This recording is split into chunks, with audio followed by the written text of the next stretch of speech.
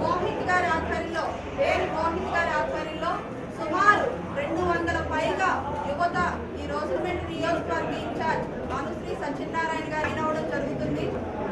అక్కడ రాష్ట్రంలో పవన్ కళ్యాణ్ గారు ఏదైనా పార్టీని యువత కోసం నిర్మించి ఎవరికి ప్రజా సమస్య పట్ల పవన్ కళ్యాణ్ గారు ఏ విధంగా అయితే నిలబడి ఈ రోజున రాష్ట్రంలో ఉప ముఖ్యమంత్రి గారి హోదాలో ఆ సమస్యకి పరిష్కారం లభిస్తుంది అనేటువంటి ఒక భరోసాని పవన్ కళ్యాణ్ గారి కోసం పనిచేసేటువంటి యువతనందరినీ కూడా సమీకరించుకుని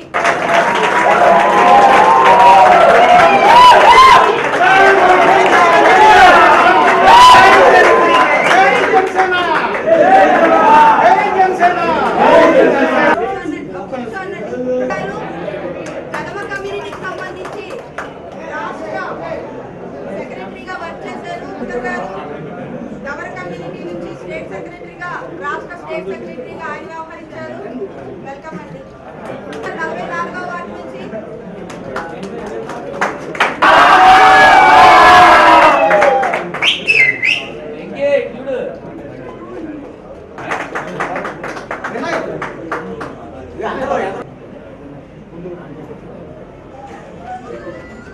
మీడియా మిత్రులందరికీ నా హృదయపూర్వక నమస్కారాలు.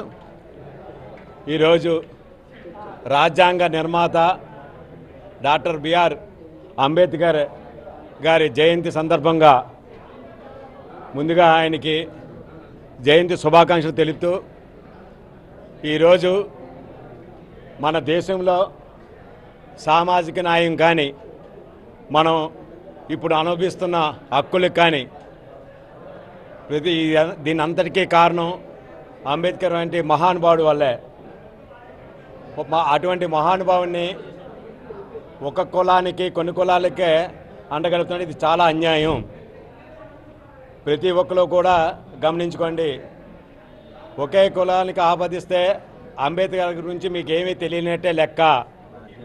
ఈరోజు మన అంబేద్కర్ గారు రాజ్యాంగ నిర్మాత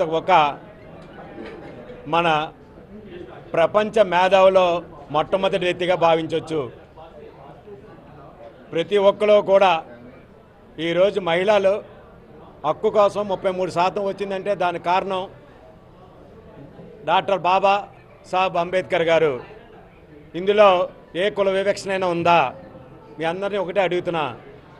అంతేకాదు మన కార్మికులు కానీ శ్రామికులు కానీ రోజుకు 8 గంటలు పనిచేస్తున్నారు.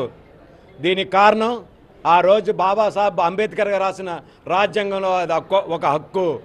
దీంట్లో ఏ కులమైనా ఉందా? అంతేకాదు మనకు సంబంధించిన మన ఆస్తి హక్కులు కానీ ఏదైనా సరే ప్రతిదీ కూడా ఈ హక్కులు పొందుతున్నామంటే డాక్టర్ బిఆర్ అంబేద్కర్ గారి అటువంటి మేధావుల యొక్క రాజ్యాంగం వల్ల ఈరోజు మన అన్నీ కూడా అనుభవిస్తున్నాం. అంతేగాని ఏ ఒక్క కులానికి సంబంధించింది కాదు. అటువంటి మహానీయుని ఒక జయంతి రోజునే కాకుండా అంటే ప్రతి నిత్యం కూడా ఎవరి హక్కుల కోసం వాళ్ళు పోరాడుతూనే ఉండడానికి కారణం ఆయన ప్రతిరోజు కూడా ఆయన స్మరించుకుంటూనే ఉన్నారు.